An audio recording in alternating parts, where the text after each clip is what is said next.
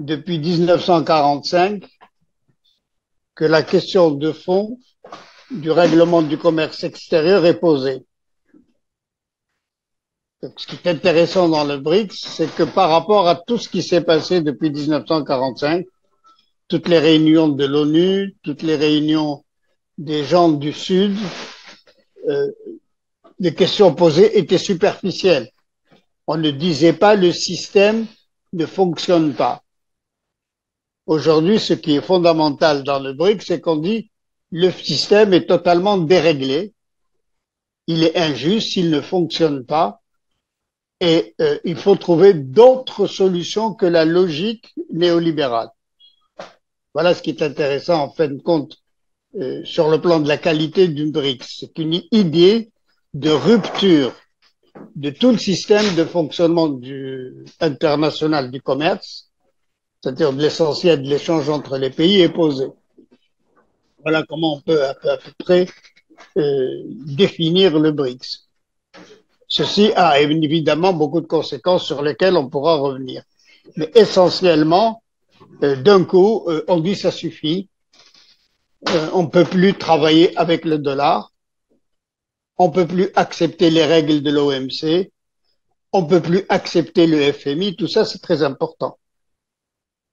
Même si les pays qui viennent n'ont pas l'impression que c'est tous ces problèmes qui sont posés. Le problème, c'est que peu de pays posent ce problème. Le seul sur lequel j'écoute que les problèmes sont posés définitivement, c'est la Russie.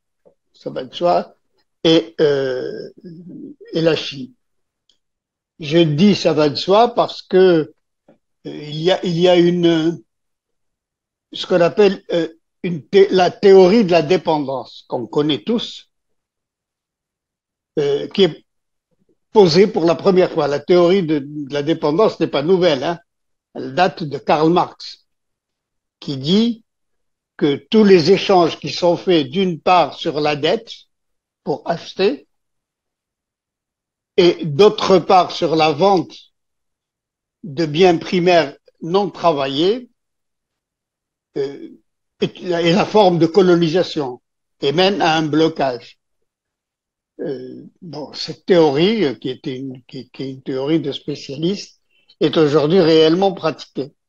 Aujourd'hui, la Chine et la Russie disent ça suffit. Nous, d'abord, on ne veut plus s'endetter, on ne veut plus passer par votre système financier, et deuxièmement, on ne vous donnera pas gratuitement les biens que nous avons, les ressources que nous avons.